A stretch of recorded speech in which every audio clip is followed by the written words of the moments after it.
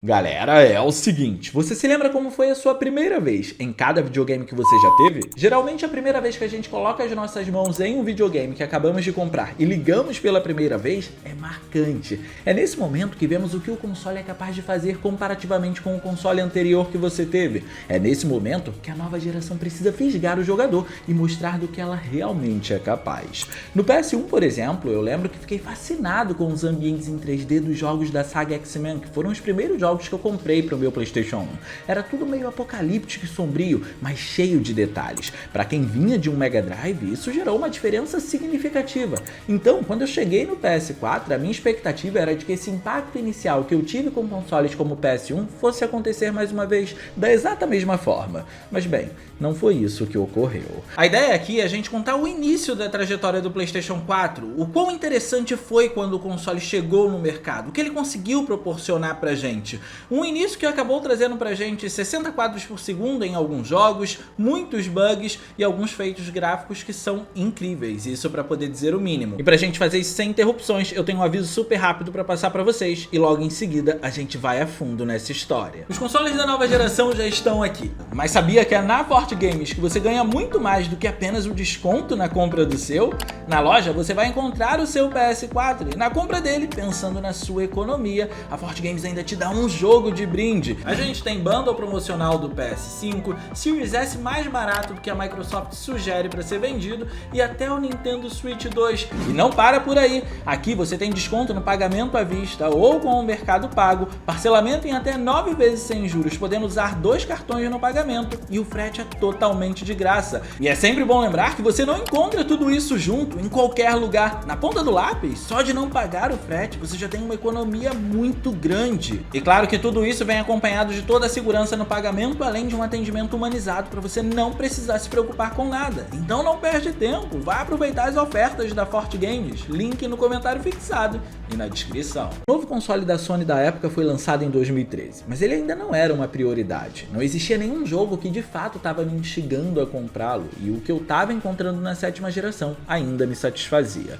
Até que houve um anúncio. Não é nenhum segredo que Hideo Kojima é um dos meus maiores ídolos. Na minha opinião, ele talvez seja o melhor contador de histórias dentro da indústria dos videogames. E como a gente estava saindo de uma geração em que a gameplay, especificamente de jogos de ação, começou a se tornar popular e obstruir elementos de narrativa, encontrar alguém que ainda fizesse isso estava ficando cada vez mais raro. Por isso que a minha primeira experiência com um jogo de nova geração no meu PS4 não foi um jogo de Hideo Kojima, mas sem dúvidas ele foi o impulsionador para que eu determinasse um prazo limite para comprar o meu console. Kojima tinha anunciado seus próximos jogos da franquia Metal Gear. Esses 2 jogos seriam jogos complementares. Por alguma estratégia que possivelmente veio da Konami, o primeiro título viria em 2014 e seria uma espécie de prólogo, algo bem curto, e o restante do game seria lançado em 2015. Nesse período, através da campanha de marketing, nós já tínhamos noção de que o jogo entraria na nova era de videogames usando um novo motor gráfico, e isso deu muita noção do que esperar num PlayStation 4.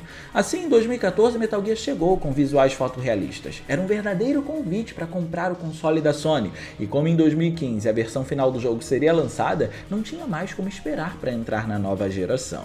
Eu já tinha uma TV em 1080p em casa esperando por ele. Esse era o grande avanço que o PS4 estava prometendo. Ele iria tirar os jogos dos 720p, que era o padrão do PlayStation 3, para consolidar de fato o 1080p. Então, com os pré-requisitos fora do caminho, em um dia ensolarado fui ao centro comercial da cidade e comprei finalmente o meu console. Mas a versão final de Metal Gear ainda não tinha saído, então eu precisava de um jogo para poder testar no videogame. E o primeiro que eu pensei foi Infamous Second Son.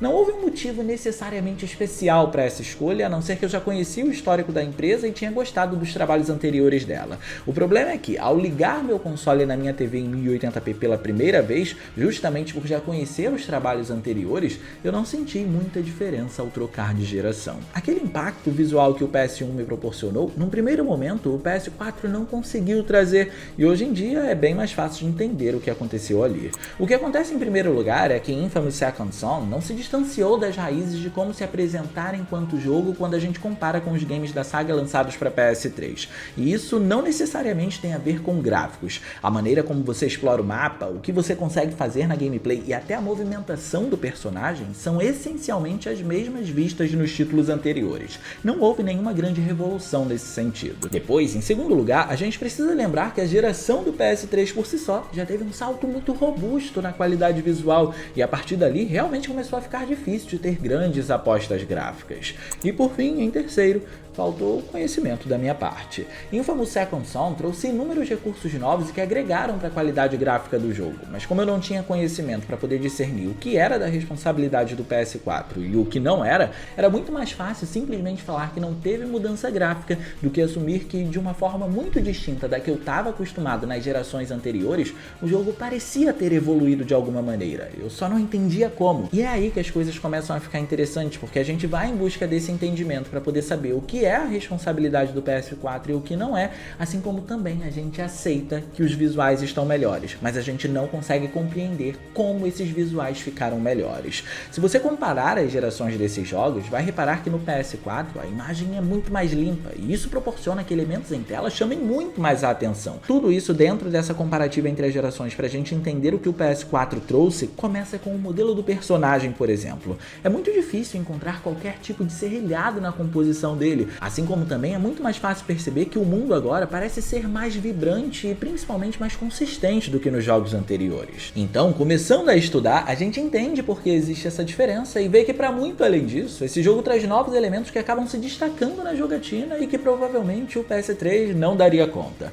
Só que a gente não dava valor a isso porque, no fim das contas, o PS3 mascarava isso tudo muito bem com diversos truques. Os desenvolvedores tiravam leite de pedra naquele período usando a criatividade e, além disso, são elementos discretos. Mas quando você aprende a reparar neles e em como eles são executados e qual o resultado final com eles em tela, você vê que eles fazem toda a diferença. Por isso que o modelo do personagem começa chamando a atenção no que diz respeito a toda essa consistência que a gente vem comentando. Delsin, o protagonista, tem uma composição feita por mais de 60 mil polígonos, o que explica ele ter tantos elementos acoplados a ele individualmente, ou seja, nada é texturizado, tudo é em 3D, bem como também a maneira como o corpo dele é suavemente arredondado. Não existem aquelas quebras poligonais nas arestas dos modelos. Aqui existe tanta concentração de polígono que tudo isso foi suavizado, inclusive cada acessório dele. Não sei se você sabe, mas só o gorro desse personagem tem cerca de 7.500 polígonos. Na geração passada, um personagem inteiro podia ter essa contagem poligonal.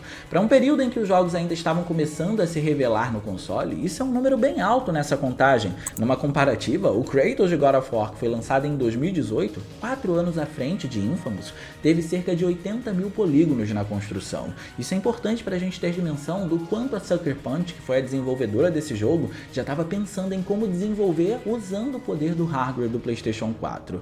E de fato, isso ajudou a passar um aspecto mais suave para o personagem, mas outros elementos que o distinguem completamente dos jogos anteriores na geração do PS3 são a resolução, os efeitos combinados a ela e o que tudo isso proporciona. O Infamous 2 no PS3 era um jogo bonito, mas sofre com muitos serrilhados em uma resolução de 720p. O que acontece com ele é que geralmente ele tem muita coisa vibrante em tela que se destaca, e isso é um mérito para o jogo, mas ele faz tudo isso sem aplicar nenhum anti-serrilhamento. Os 720p naturalmente não dariam conta sozinhos. Só que no PS4 isso não foi um problema, porque o salto fez com que a resolução fosse para 1080p e isso gerou uma diferença absurda. É esse o elemento que chamava a atenção quando você saía de um PlayStation 3 para poder migrar para o PS4 logo quando ele chegou no mercado, mas nem sempre você conseguia explicar essa diferença que você estava vendo. Foi esse elemento que permitiu aos desenvolvedores basicamente que eles conseguissem inserir mais efeitos visuais em tela ou mais elementos visuais, porque toda a quantidade de pixels agora conseguia comportar esses novos elementos em tela sem danificar a aparição deles com serrilhados ou algo do gênero.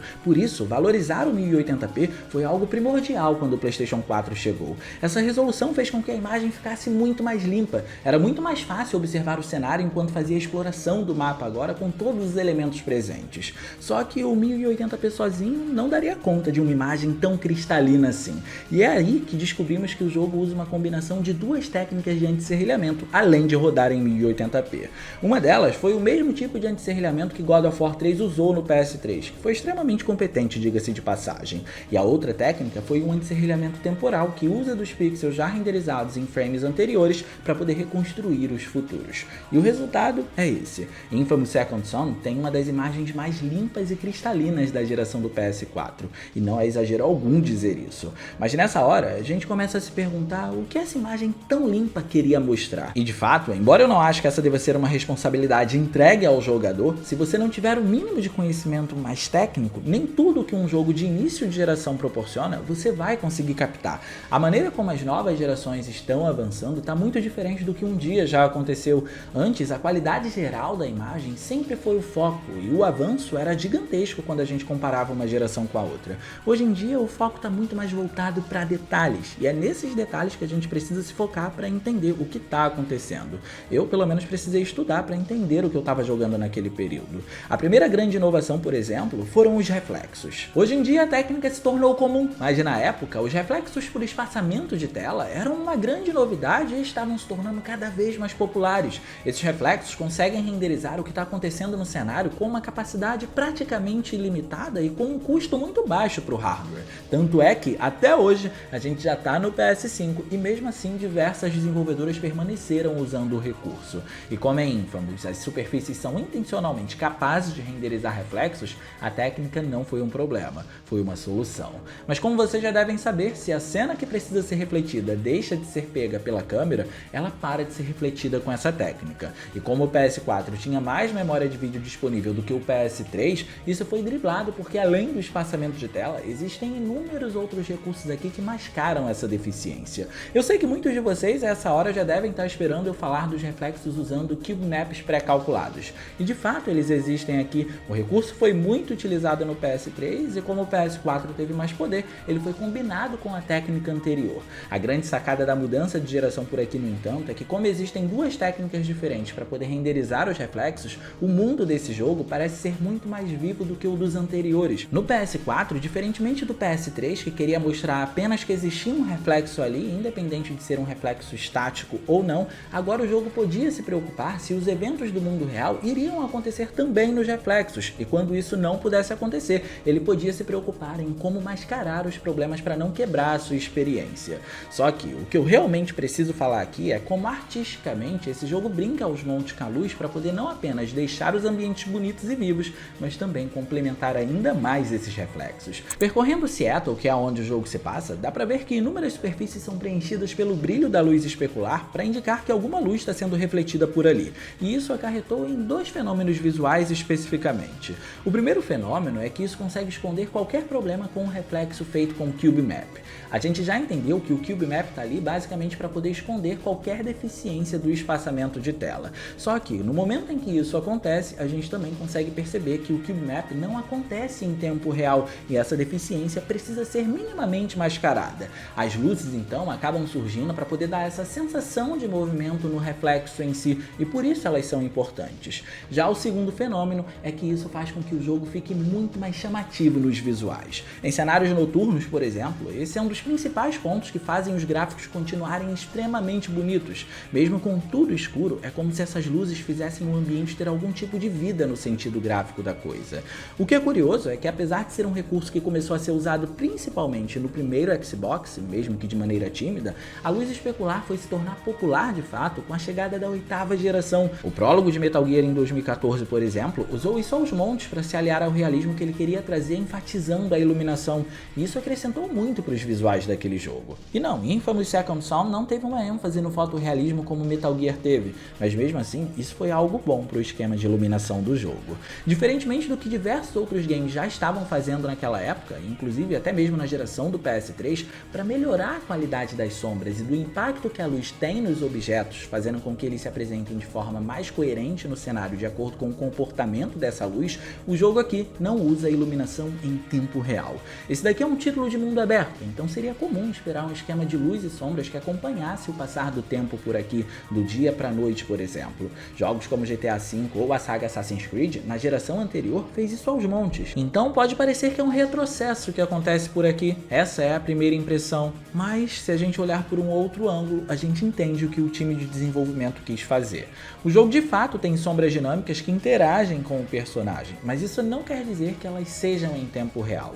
O que acontece é que, com o passar da história, existem na verdade 8 diferentes tipos de horários horários do dia em que o jogo acontece, e todo o conjunto de iluminação, de acordo com cada um desses horários, é armazenado para poder entrar em ação quando a hora chegar. Então o esquema de sombra e de iluminação de uma forma geral do período noturno vai ser completamente diferente do período diurno. Isso permite que as sombras sejam melhor tratadas e que a direção artística consiga definir manualmente qual vai ser o impacto da luz naquele cenário dentro daquele período específico. Em palavras mais simples, vamos dizer que o sistema de iluminação aqui teve a oportunidade de ter um tratamento superior. Isso se tornou mais comum do que parece no PS4 e no PS5.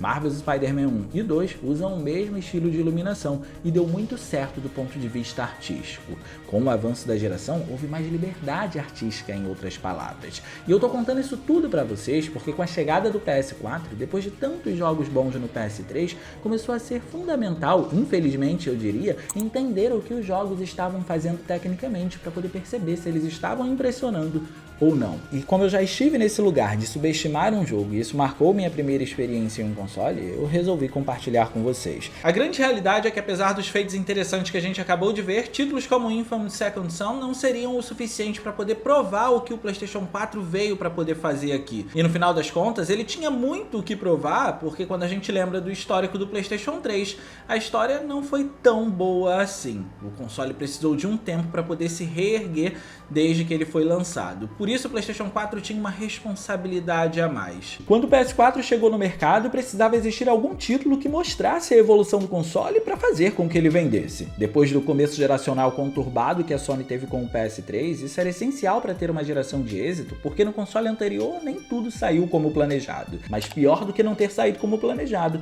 foi não ter saído como prometido. E agora, essas promessas precisavam ser cumpridas. O PS4 precisava redimir a Sony de alguma forma. O PS3 é de fato um console incrível e por aqui eu não escondo de ninguém o quanto que eu gosto dele. Só que se olharmos para como ele chegou no mercado carregado de promessas e vermos como ele se desenvolveu ao longo da geração, vamos encontrar uma completa disparidade, uma falta de equilíbrio entre o que a Sony disse que faria e o que realmente foi feito. A empresa estava prometendo aos montes, por exemplo, a resolução em 1080p para o console. Isso acontecia principalmente para poder valorizar o Blu-ray, já que ela foi uma das principais empresas envolvidas no sistema.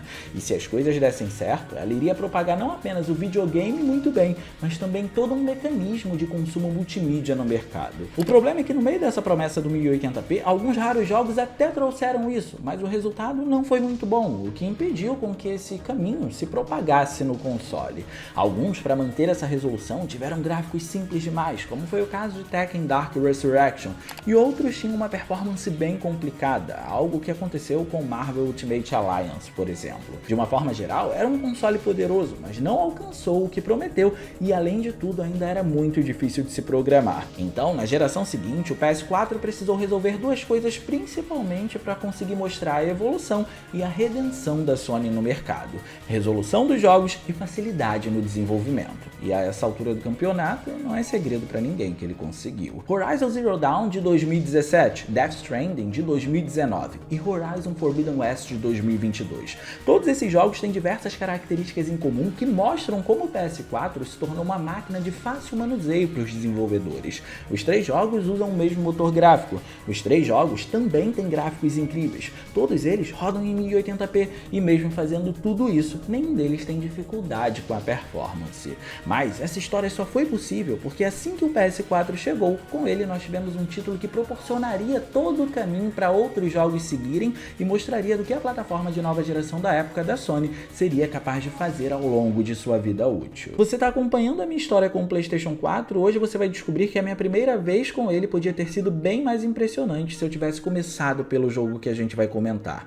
Logo no lançamento do console, esse jogo conseguiu preparar o caminho que diversos outros títulos iriam seguir do ponto de vista tecnológico, mas para jogar ele eu precisava ter jogado dois títulos anteriores no PS3, e eu demorei mais para entrar na sétima geração da Sony do que para entrar na oitava. Só que depois que joguei, vi que o PS4 trouxe algo sem comparação no sentido gráfico dentro do universo da Sony. Nada como isso tinha sido visto antes. Existiam muitos feixes de luz tomando conta dos ambientes, locais que te davam infinitas possibilidades e uma nova maneira de construir personagens em cena. Tudo isso rodando em 1080p, sem maiores problemas agora. Era isso que nós estávamos esperando de uma sequência de Killzone que chegou aqui usando uma versão inicial do mesmo motor gráfico de jogos como Horizon e Death Stranding, há 10ª engine, e foi exatamente isso que ele entregou, sem falsas promessas dessa vez. E sim, esse não é nem de longe o game mais aclamado da franquia Killzone, mas existe uma espécie de licença poética que, em especial nessa franquia, fez com que a gente continuasse jogando até o final o jogo: os gráficos. A primeira vez que eu joguei Killzone Shadowfall, por ser um fã da franquia que já tinha experienciado as outras entradas dela, considerei que ele foi um título mediano, enquanto o jogo, levando em conta agora uma ambientação menos catastrófica e bem mais futurista que a dos títulos anteriores, ele não consegue passar o mesmo clima caótico de guerra na gameplay que os outros títulos passaram, mas a licença poética dele entra, porque se você teve acesso ao PS4 no início da geração e comprou o Killzone Shadowfall, sabe que ele foi um dos títulos mais avançados graficamente falando dentro daquele período. Não à toa, ele é um jogo incrivelmente bonito até para os dias de hoje. A primeira vez em que eu tive acesso ao título foi cerca de 3 anos após o lançamento dele, pouco tempo antes de Uncharted 4 ser lançado, e ainda assim eu não tinha visto nada igual. O PlayStation 4 já estava há 3 anos no mercado e Killzone se mantinha como uma espécie de supremacia técnica. E é muito fácil exemplificar isso. Existe um cenário aqui que você está em queda livre no céu, onde a única coisa que você consegue ver em grande quantidade são as nuvens. E mesmo não se tratando ainda de um recurso volumétrico como Horizon faz muito bem hoje em dia, ainda assim, ver tudo aquilo em 1080p foi uma das experiências mais deslumbrantes que eu tive no PlayStation 4. Então, de fato é um jogo mediano, mas os gráficos aqui conseguem te prender dentro daquele mundo, mesmo que você não se importe muito com o que está acontecendo ou na narrativa ou na gameplay. Só que o que esses gráficos fizeram para poder se apresentar assim e construir o mundo, preparando o caminho da 8ª geração da Sony, é o que podemos dizer que se destaca. Eu lembro que a Guerrilla Games declarou em entrevistas na época que o PS4 foi um console que permitiu que eles fizessem um jogo 4 vezes mais ambicioso e maior que Killzone 3 foi no PS3. E se você jogou Killzone 3 ou Killzone 2 na 7ª geração, sabe que elevar isso à 4ª potência é o mesmo que trazer resultados catastróficos, no melhor sentido da palavra. Uma promessa que, diga-se de passagem, realmente aconteceu em inúmeras esferas, mostrando o que o PS4 era capaz de fazer em um jogo. Por exemplo, na menor dessas esferas, temos o anti-serrilhamento que se aproveita da qualidade de imagem como um todo para poder suavizar as bordas. Desde que o Zone 2, a gente já encontrava uma consistência incrível na imagem. Ainda que ele se executasse em 720p no PS3, o jogo usava um esquema de anti-serrilhamento para se aliar a essa resolução que induzia uma espécie de blur nas arestas para poder esconder qualquer tipo de serrilhado. Já quando chegamos ao terceiro jogo, a técnica utilizada foi um anti-serrilhamento que conhecemos como anti-serrilhamento morfológico. Essa técnica usa filtros e uma correção de pixels que deixa as arestas mais consistentes, inibindo os serrilhados. Ela é uma técnica relativamente superior à do jogo anterior. Então, consistência em imagem nunca foi um problema para a franquia de uma forma geral, mas agora com o PS4 as coisas conseguem ficar ainda melhores quando a gente descobre que além do 1080p, que vale dizer já constrói a imagem muito bem, o jogo ainda usa um novo sistema de anti-serrilhamento ainda mais eficaz. E o resultado é uma das imagens mais cristalinas que a gente encontra no PS4. Dessa vez, o anti-serrilhamento usa uma técnica temporal. Então existe uma espécie de algoritmo que trabalha em cima das melhores cenas que já se passaram, em cima dos melhores pixels anteriores, melhor dizendo, para poder reconstruir os pixels futuros, e assim as cenas que ainda vão acontecer. E como a resolução já era alta, trabalhar com o anti-serrilhamento, apesar disso, trouxe um resultado como esse.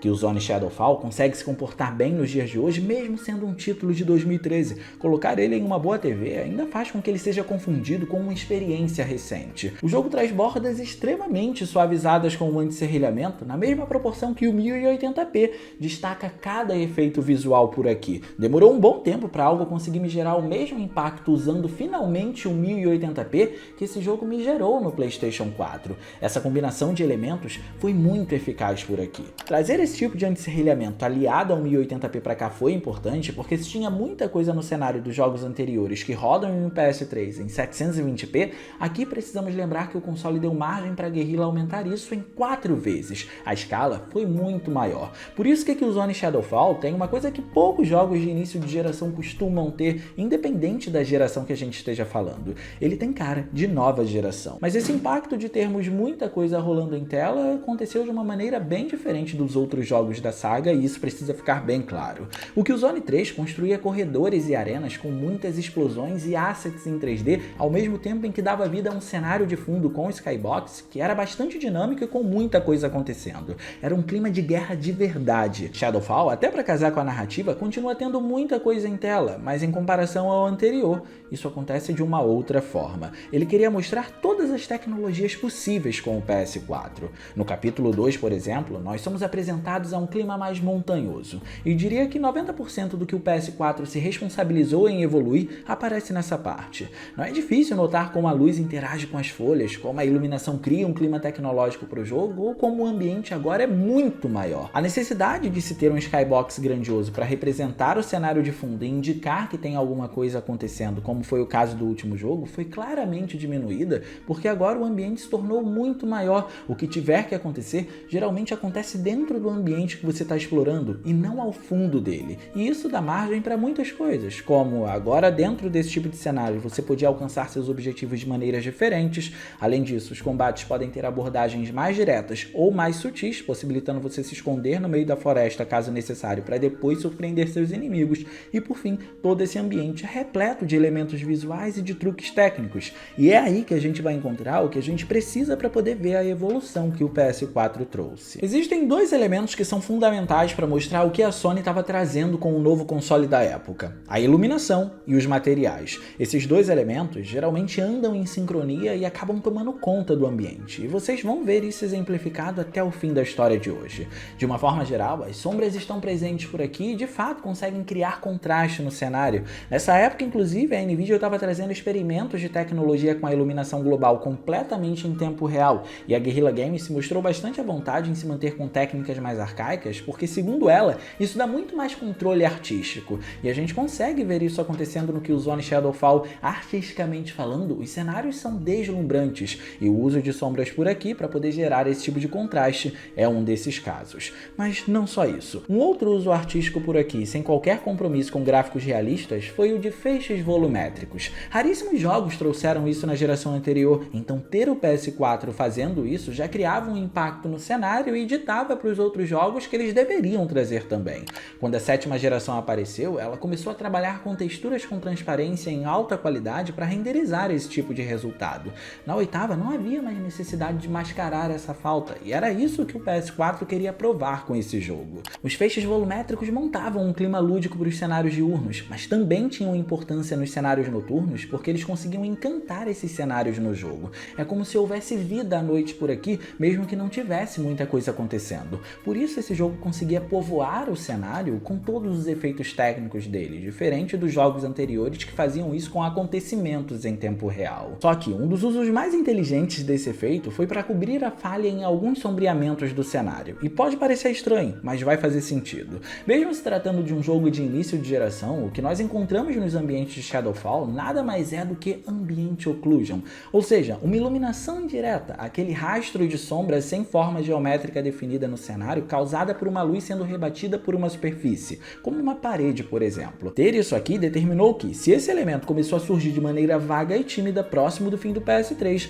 no PS4 ele precisaria se tornar um padrão, especialmente nos jogos exclusivos da empresa que tinham uma responsabilidade maior de redimir a Sony nas promessas feitas na geração anterior que não foram cumpridas. Ambient Occlusion faz parte da leva de efeitos da iluminação global, e ter controle sobre isso aqui, longe das técnicas que a Nvidia estava querendo popularizar, fez com que a Guerrilla conseguisse manusear todo o contraste de luz e sombras dos cenários para deixá-los mais impactantes visualmente. Mas, para muito além disso, não podemos esquecer que também temos as sombras dos objetos vindas da iluminação direta, e é aí que as coisas começam a ficar mais interessantes. Essas sombras podem acontecer dinamicamente, assim como também podem ser pré-calculadas, ou seja, elas conseguem interagir ou não com os personagens. E se as limitações de fazer com que esse recurso atingisse todo o cenário existiam, a tecnologia do PS4 ajudou a esconder sem muitos problemas, bastando apenas a inteligência do time de desenvolvimento em como fazer isso. Por exemplo, o mapeamento de sombras era bonito, mas tinha limite de alcance, especialmente nos cenários extensos, e o Ambient Occlusion era equipado com uma técnica de espaçamento de tela que considera o que a câmera estava capturando para poder ser renderizado. Se o alcance da câmera não fosse bom o suficiente em alguma parte, o efeito sumiria. Então as duas técnicas eram muito boas, mas elas tinham limitações por aqui, e essas limitações precisavam ser mascaradas. Por isso, para driblar essas falhas, nesse caso a gente encontra técnicas pré-calculadas para poder manter a área sombreada, ou seja, sombras sem qualquer tipo de interação, ou um uso poeticamente indiscriminado da luz volumétrica em certos trechos para não te deixar ver áreas que deveriam ter sido sombreadas. Por isso a luz volumétrica isométrica aqui foi tão importante, e é também por isso que ela aparece aos montes no cenário. Parece que é apenas para deixá-lo bonito, mas também teve um uso inteligente para ela. Entendem onde houve concentração de elementos dessa vez? Não tem muita coisa acontecendo em tela de fato como nos jogos anteriores, mas em contrapartida, vemos muitos efeitos visuais simultaneamente quando olhamos para os cenários. Só que esse não é um mérito das partes externas apenas, porque nos ambientes internos seguimos da exata mesma forma e ainda conseguimos ver como o PS4 trouxe um outro elemento visual que se tornou muito popular na geração dele.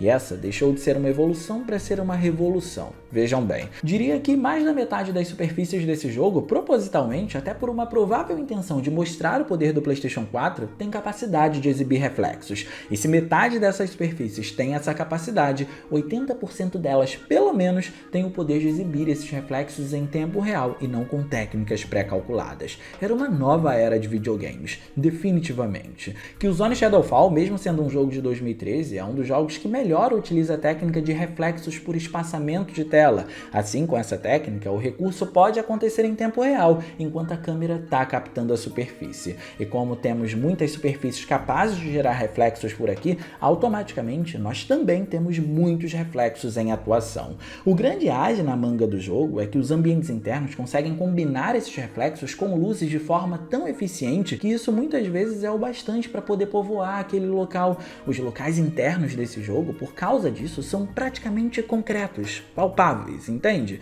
Você se sente ali dentro. Por isso os visuais são tão importantes nesse jogo. A cereja do bolo é que, para deixar os personagens mais realistas dentro de todo esse mundo construído, um sistema de movimentos novo foi implementado no esqueleto do personagem, permitindo com que cada inimigo tenha reações dinâmicas dentro do jogo, de acordo com a situação que ele enfrenta. O sistema é chamado de movimentação processual. Para ele ser exibido, existe o esqueleto com as pré-definições básicas de movimento do modelo do personagem e depois uma espécie de armadura processual reveste esse esqueleto com algoritmo e acervo para o personagem decidir na hora qual a melhor ação a ser executada. Podemos dizer que é um sistema inicial do que viria a ser o esquema de movimentos que a Naughty Dog trouxe no The Last of Us Part 2 também no PlayStation 4. Assim, o PS4 estava ditando o que precisava vir a seguir lá em 2013. É óbvio que muitos jogos não impressionaram tanto quanto, mas quando a gente pega a lista de exclusivos do console, boa parte deles conseguiu redefinir a imagem da Sony no quesito tecnologia naquela época. E de acordo com a Guerrilla Games, essa escala de aumento em 4 vezes só foi possível porque o PlayStation 4 foi uma máquina muito fácil de ser operada. E assim nós tivemos mais uma promessa sendo cumprida dessa vez. Olha, apesar de um cenário de muitas expectativas, a gente pode dizer que Killzone Shadowfall foi um título que conseguiu fazer jus ao poder do PlayStation 4 e principalmente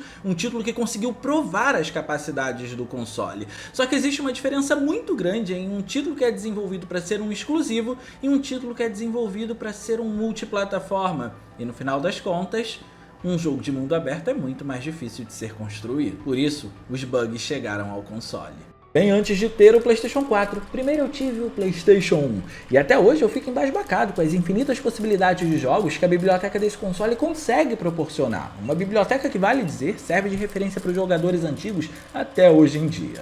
Lembro que eu sempre gostei muito do que os mundos em 3D nesse console proporcionavam em nível de possibilidades, por exemplo. Por isso eu sempre busquei jogos como Tenchu ali. Eu queria que aquele mundo repleto de polígonos me desse opções de como poder avançar. Eu queria chegar em um determinado local, conseguir ver todas as minhas opções e elaborar estratégias para avançar no campo inimigo, algo que Tenchu fazia muito bem pelas extensas arenas adversárias. Então o PS4 chegou, e a evolução mais natural disso que se esperava era um mundo maior, povoado e com infinitas possibilidades para você poder agir, e foi exatamente o que eu e muita gente esperava encontrar com Assassin's Creed naquela época. A gente pode falar que Assassin's Creed foi um título que ditou muitas regras, isso é uma verdade, mas antes dele, jogos como Tenchu estavam apresentando aos jogadores as diversas possibilidades que o mundo em 3D consegue proporcionar.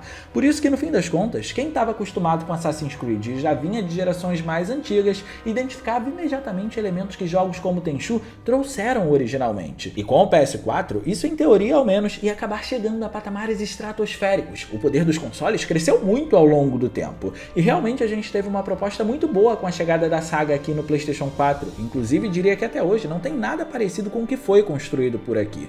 O problema é que Assassin's Creed elevou esse conceito a um patamar tão alto que na época o jogo nem sempre conseguia mostrar que era de fato de nova geração por não conseguir suportar esse patamar. Em momentos parecia de fato que o PS4 estava mostrando o poder dele enquanto executava o jogo, mas do absoluto nada, essa experiência e imersão eram quebradas, algo que aconteceu por inúmeros motivos. Dentro da biblioteca de jogos do console, vamos dizer que esse é candidato a um dos casos mais intrínsecos dele. Então hoje eu quero mostrar para vocês se eu encontrei o que eu procurava nele nessa época, mas também quero mostrar por que quando eu me sentia naquele mundo, amparado pela nova geração da época de fato, do absoluto nada essa imersão era perdida. O que é um problema, porque quem compra o PS4 quer se sentir jogando um PS4. PlayStation 4, mundo aberto, nova geração. Essas três expressões deram tantas possibilidades para a oitava geração de consoles com o PS4 que desenvolvedoras como a Ubisoft colocaram tanta expectativa nele que isso parece ter gerado algo fenomenal na mesma medida que foi traumático.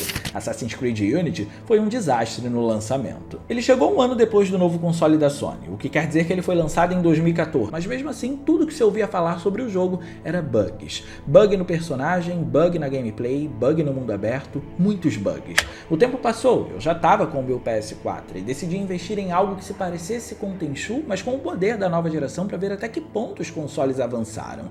Normalmente eu não sou o tipo de pessoa que começa confiando imediatamente nas críticas, mas naquele momento eu me arrependi amargamente por não ter feito isso.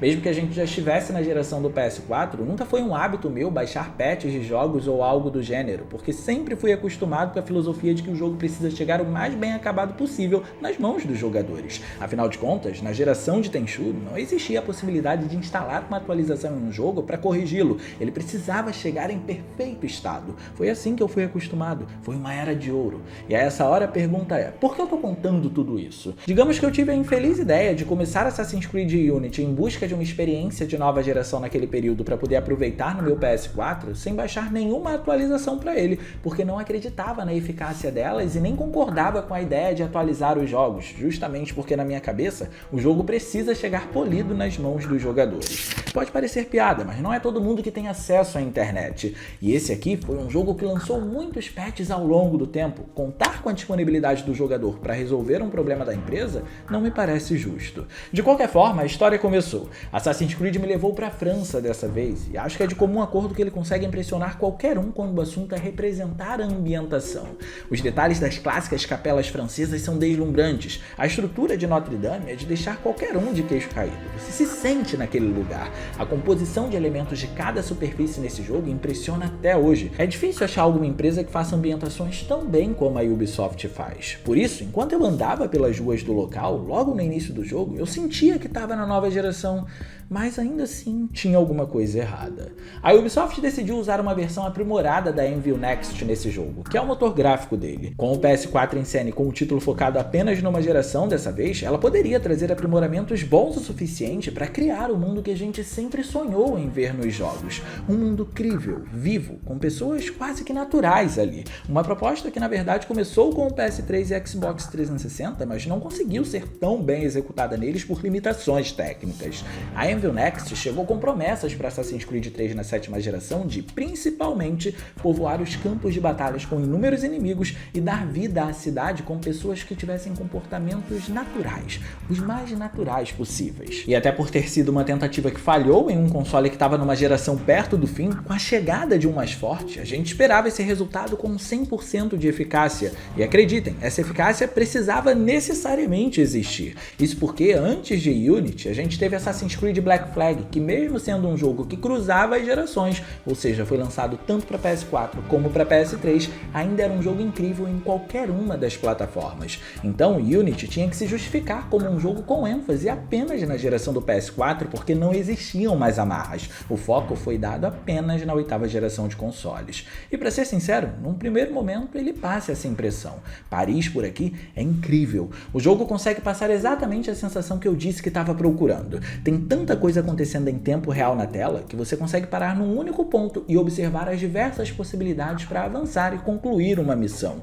Era como imaginar um Tenchu elevado a níveis inimagináveis agora. A gente consegue andar no meio de muitos becos para poder cortar caminho, observar as lojas que compõem a cidade e até entrar em tavernas. Essa foi uma complexidade atingida que vai ser difícil de ser superada. O cuidado que tiveram aqui com como estruturar o level design para ele ser cheio de variantes e extremamente íngreme para explorar o parkour do personagem, que aqui tem uma das melhores movimentações, é digno de reconhecimento. Se você começa a explorar os prédios do jogo, vai observar que é tudo muito inconsistente para poder representar naturalidade nas construções. Existem uns mais baixos, outros mais altos, e isso gera realismo para essas construções da cidade. As ruas podem se transformar em becos dependendo de onde você estiver, mas também existem trechos enormes e que fazem a gente querer ficar ali apenas para observar a paisagem. Nessa época então, a Ubisoft foi em frente na hora de cumprir o objetivo dela de melhorar a qualidade dos NPCs para povoar esses cenários com o poder da nova geração e o aprimoramento do motor gráfico. Eu lembro inclusive que ela disse que iria colocar cerca de 10.000 NPCs numa única cena nesse jogo, todos eles com a própria inteligência artificial para ter um comportamento individualizado, e talvez ela até tenha conseguido. A maior sensação de se estar numa nova geração jogando esse jogo apareceu justamente ao observar esses NPCs. Uma tarefa simples, a gente não precisava de muito para poder se sentir jogando um console de nova geração. As multidões apareciam a todo momento, era como se ela quisesse dizer para o jogador que ela tinha a melhor tecnologia de povoamento de mundo aberto. Você andava pelos locais e via o comércio acontecendo, histórias de outras pessoas aleatórias iam se desenrolando e podia usar isso até para escapar dos inimigos, porque era uma ótima oportunidade de confundir o campo de visão deles. Mas a melhor demonstração de como esse mundo era diferente de tudo que já tinha sido construído aconteceu quando eu simplesmente parei e decidi observar. Eu só queria ver o mundo vivo que ela criou acontecer. As pessoas passando nas ruas trabalhando, outros paravam no meio do caminho para cumprimentar, porque aparentemente se conheciam, os casais podiam se cumprimentar em outros pontos do cenário. O que eu tô querendo dizer com isso é que o mundo aqui parece realmente ser um mundo vivo, com pessoas sendo pessoas normais, fazendo coisas de pessoas normais de inúmeras formas, como precisa ser.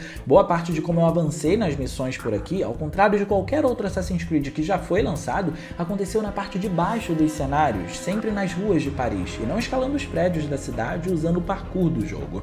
Isso porque andar em Paris é sensacional, ela é uma cidade viva muito bem representada no jogo. Mas mesmo com tantas qualidades, ainda fiquei me perguntando por que eu tinha o sentimento de que alguma coisa estava fora do lugar ali, me tirando do foco dessa experiência.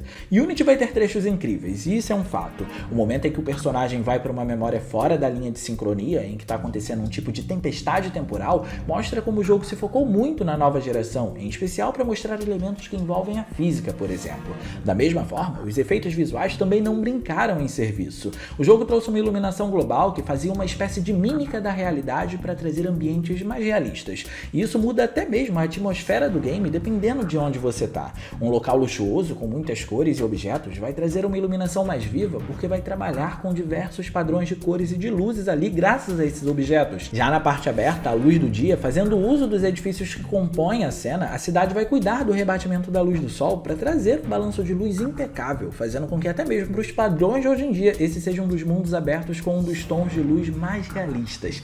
E por fim, as áreas mais pobres de Paris podem ser muito mais fúnebres justamente por trabalharem em cima desse mesmo padrão de luz, só que agora considerando outros elementos em tela. Essas variantes só acontecem por conta desse sistema de luz, então para cá ele foi importantíssimo. Foi muito bonito ver pela primeira vez em um jogo da saga os efeitos de luz e névoa volumétrica se espalhando pelas manhãs das ruas de Paris enquanto a cidade já estava sendo movimentada pelas pessoas. Isso tudo para dar senso atmosférico e indicar que o dia estava começando. Mas é principalmente nessas ruas tão deslumbrantes que aparece o foco do nosso problema. Aquela sensação de estranheza enquanto eu jogava vinha daí. Além dos diversos bugs, se você parasse para observar as pessoas em grande escala repetidamente, percebia que a naturalidade era completamente quebrada. Existiam NPCs que eram gerados bem na sua frente na mesma medida que desapareciam da mesma forma. As pessoas nas multidões podiam mudar de roupa do absoluto nada, tendo diversos pop-ins, e em alguns casos o comportamento delas não era natural. Isso pode parecer pouco, mas quando a gente lembra que acontece inúmeras vezes e em larga escala, afinal de contas o número de NPCs presentes aqui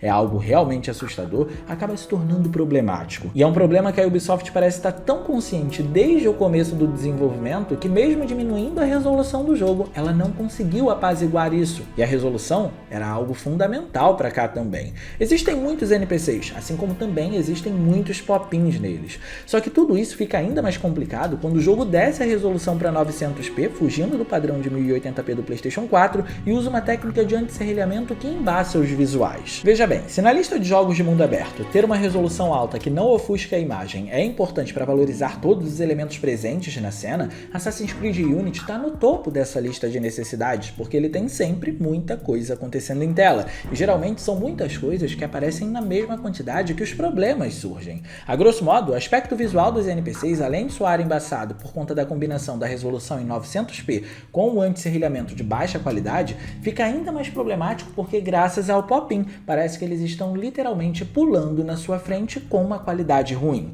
É uma combinação que não é boa, sabe? Hoje em dia, é claro, depois dos diversos patches que foram disponibilizados, esse problema com pop-in até foi reduzido, mas não o suficiente. Ele ainda aparece bastante. Então, pesquisando mais a fundo e procurando entender de forma mais específica o que aconteceu por aqui, a princípio parecia ser apenas uma simples necessidade de ter mais poder de processamento por parte do console para dar conta de toda a inteligência artificial do jogo. Se você olhar para a performance dele logo quando ele chegou, sem qualquer patch, era comum encontrar algo em torno dos 20 quadros por segundo com bastante oscilação, ainda que a resolução fosse baixa. Parecia que o processador não dava conta de fato, mas o problema foi bem maior do que isso. De acordo com especialistas, de fato existia dificuldade em adequar o jogo ao processador do console, mas tão difícil quanto isso era lidar com a própria tecnologia que cuidava de todos esses NPCs com inteligência artificial individual. E por isso os bugs foram intermináveis, e até hoje o jogo tem questões para serem resolvidas, porque o problema está muito mais associado ao core de desenvolvimento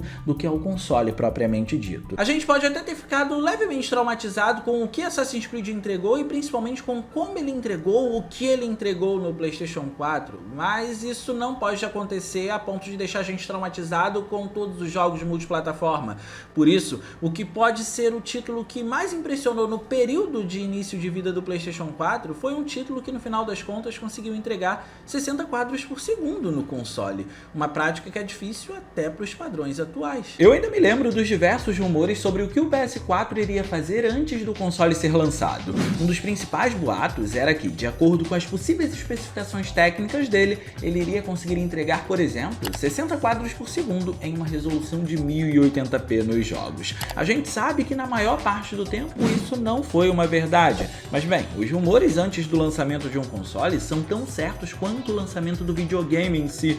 Apesar de nem sempre terem embasamento, os rumores são um dos pontos principais para despertar a curiosidade e o interesse de quem quer jogar determinado videogame. Comigo, inclusive, não foi diferente. Eu fiquei ansioso para ver se o PS4 ia entregar os 60 quadros por segundo nesse tipo de resolução.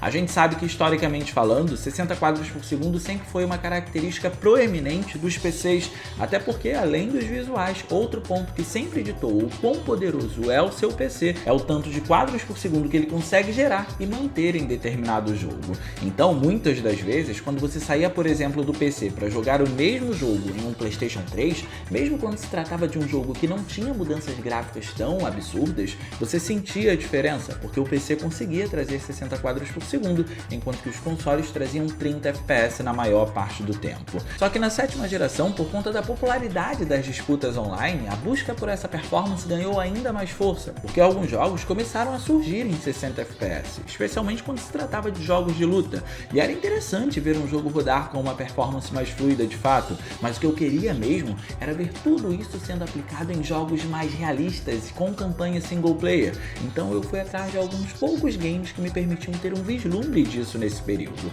E num primeiro momento, o que eu encontrei foram os games da franquia Call of Duty, que se comprometiam em tentar alcançar os 60 quadros por segundo, mas a verdade é que isso não acontecia de uma maneira estável. Nesse período começaram a aparecer muitas comparações entre os jogos nos PCs e nos consoles. A expectativa do público era de que existisse uma lacuna cada vez menor entre esses dois. Por isso, a geração do PlayStation 4 veio tentar atingir os 60 FPS logo no começo. E hoje eu vou te contar um pouco dessa história com o que foi um dos melhores videogames já feitos pela Sony. Eu nunca fui do tipo que se importava com jogos retrô como Doom ou Quake. Eu sempre gostei muito mais do contexto histórico que eles fizeram parte, o que, claro, sempre envolveu muitas polêmicas. Mas justamente por ter interesse em um contexto assim, o gênero FPS nunca passou desapercebido na minha lista porque eu precisava jogar esse tipo de jogo. Mesmo lá na geração do PlayStation 1, eu ainda passei bastante tempo jogando o clássico de Steven Spielberg, o Medal of Honor, sem muita expectativa de que eu ia mais a fundo nesse gênero. O tempo foi passando, os jogos foram evoluindo e eu fui me aprofundando cada vez mais no gênero, especialmente na geração do PlayStation 2, que trazia dos FPS mais genéricos até os mais renomados. Vocês se lembram, por exemplo, do game Battle for the Pacific? Garanto que muita gente nem conheceu esse jogo. Eu passei horas e horas jogando ele. Mesmo ele tendo uma qualidade duvidosa, eu consegui me divertir por ali, porque de uma forma geral, a gente está falando de um gênero que por si só é divertido. Só que, chegando na geração do PS4, recebemos uma demo gameplay que me impressionou por um único motivo, e eu só teria acesso àquilo com a mesma qualidade em que estava sendo mostrado se eu comprasse um PlayStation 4 e emergisse mais uma vez no gênero de FPS.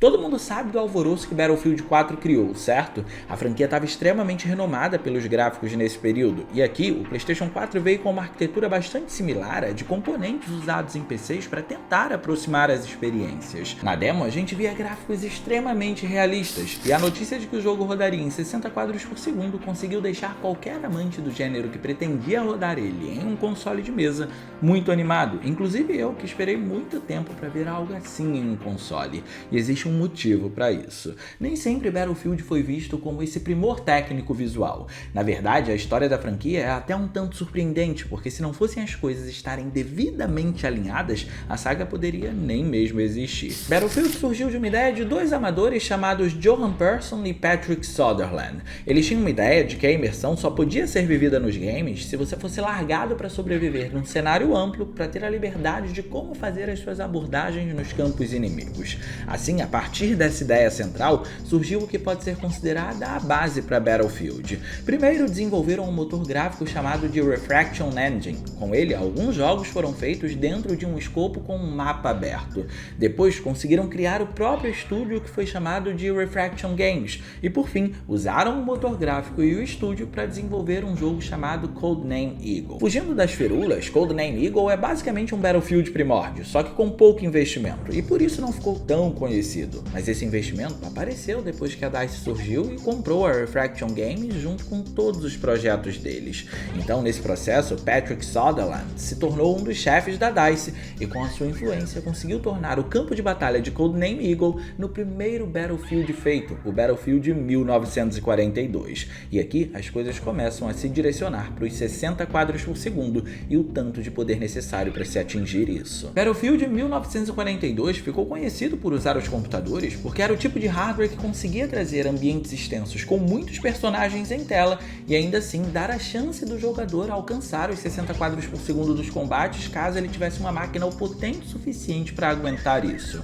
Esse padrão de 60 FPS sempre foi muito almejado pelos jogos desse gênero por conta do imediatismo. Gráficos só passaram a ser um grande chamariz dessa saga quando Bad Company surgiu na indústria durante a 7ª geração. Isso aconteceu especialmente porque ele trazia cenários destrutíveis mesmo considerando uma escala de exploração maior do que o comum para um jogo desse gênero. Mas antes disso, 60 quadros por segundo na saga durante a era dela nos computadores sempre foi primordial.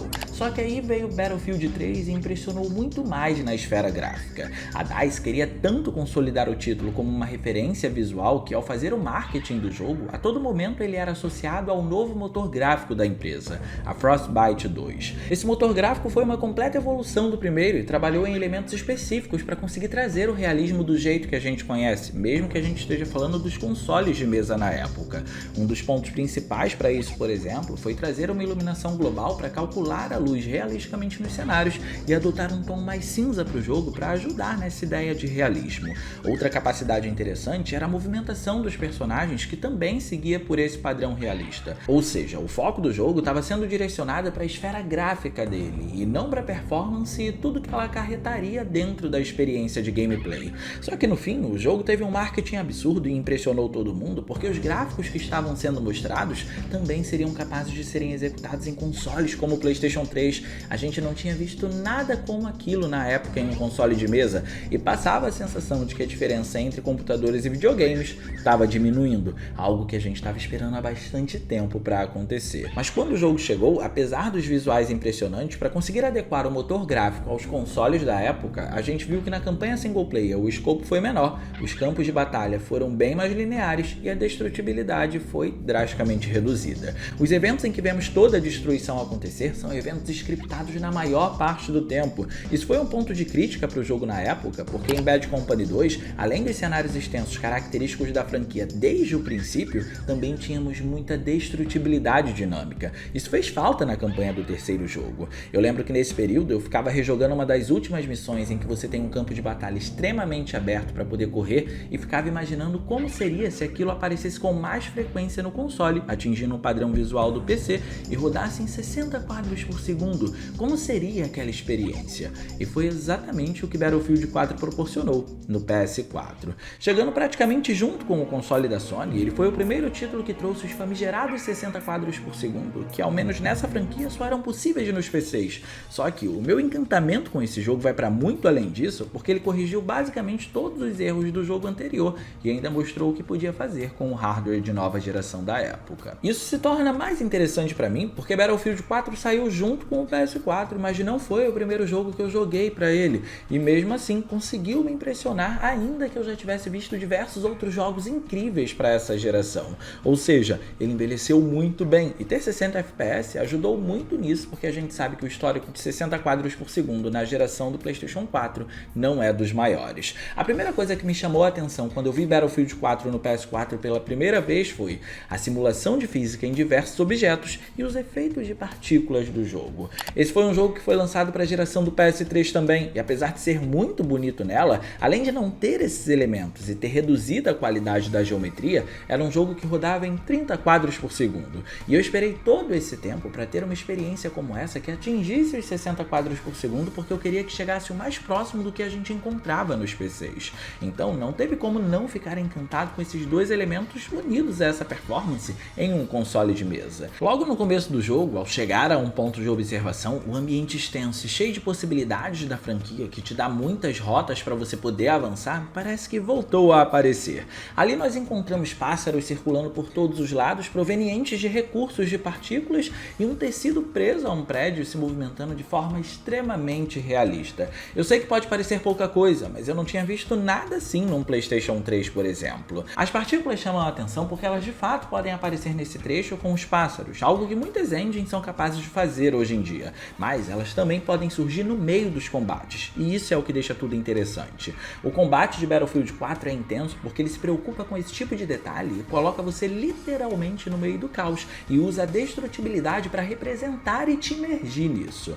Enquanto você avança e os inimigos te atacam, as estruturas vão se deteriorando nos mínimos detalhes bem na sua frente. Já a simulação de tecido se destaca porque cada objeto desse jogo, por conta do sistema de física, é mais complexo do que o comum na construção. Essa complexidade aparece para você ver o cenário reagir dinamicamente ao que você está fazendo nele. Um tecido como esse não podia ser representado de maneira diferente porque ele precisava seguir o padrão de qualidade de todo o resto do ambiente. E quando a gente encontra esse tipo de coisa rodando em 60 quadros por segundo dentro de um ambiente amplo, é quase como uma realização, caso você nunca tivesse tido a oportunidade de ver algo assim, porque nunca teve um PC capaz de fazer isso. O PlayStation 4 foi o console que melhor executou o Battlefield 4 com esse alvo de performance, e por isso a gente precisa enaltecer ele. Só para vocês terem uma ideia, a versão de Xbox One do jogo até roda o game em 60 quadros por segundo, mas colocaram o jogo para se executar em 720p por aqui, uma resolução próxima a como ele roda no Xbox 360 e PlayStation 3, diga-se de passagem. Enquanto isso, o PS4 rodou o jogo em 900p, algo bem próximo do 1080p, mesmo considerando 60 quadros por segundo.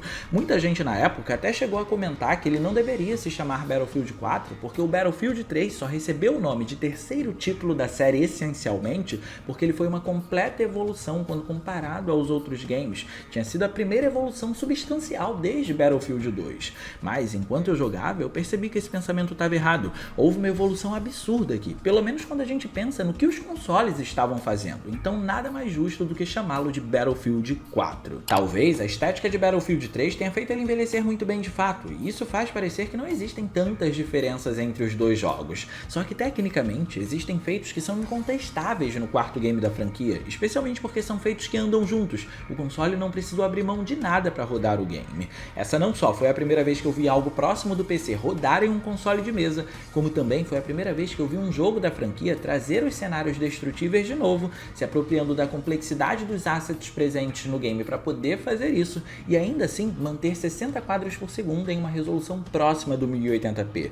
Tudo isso junto em um console de mesa agora. A destrutibilidade aqui foi para um nível que a maneira como você joga o game, especialmente no multiplayer, precisa ser alterada de acordo com o que você faz no cenário, porque sempre muda alguma coisa, você está sempre afetando o ambiente. Então a estratégia precisa ser diferente, e isso aumenta a imersão. Num primeiro momento eu cheguei a pensar que teríamos apenas um dos estágios em que jogaríamos com mais liberdade pelos ambientes amplos. A gente está falando de 60 quadros por segundo em um jogo de PS4 no fim das contas, mas mesmo assim esses ambientes aparecem mais do que a gente imagina e com mais destrutibilidade e dinâmica do que no jogo anterior, mesmo considerando até o próprio modo single player. Esse tipo de coisa aconteceu porque a DICE trouxe um aprimoramento para Frostbite, saindo da segunda versão do motor gráfico usado no terceiro game e partindo para Frostbite 3. É nesse tipo de ambiente que esse motor gráfico brilhou. Tudo aqui impressiona. Tem uma fase em que tá caindo uma tempestade torrencial e eu não me esqueço nunca qual foi a minha reação ao ver essa fase pela primeira vez.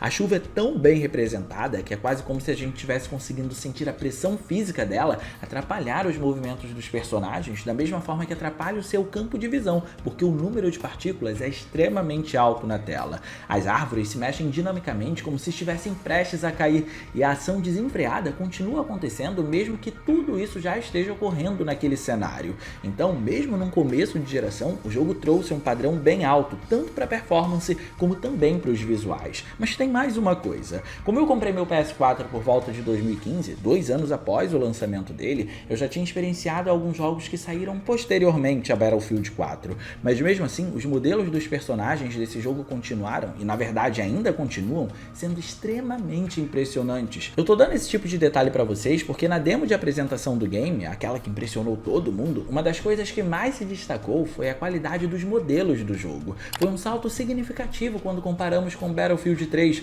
e acabou mostrando mais uma vez o quão capaz foi esse motor gráfico. Bom, e no mais é isso. Esse foi o início da minha experiência com o PlayStation 4, o que eu encontrei no console, como eu experienciei cada um desses títulos e como eles refletem na minha jogatina até os dias de hoje. Eu quero saber como é que foi a experiência de vocês com o console ou, quiçá, como está sendo a experiência de vocês com o console nos dias de hoje. Deixa aí no campo dos comentários. E no mais, eu vou ficando por aqui. Eu espero muito que vocês tenham gostado desse tipo de vídeo. Se vocês gostaram, não se esqueçam de clicar no gostei, porque isso ajuda pra caramba. De quebra, você faz a boa ação do dia e se inscreve no canal ativando o sininho das notificações para não perder os vídeos que eu postar por aqui.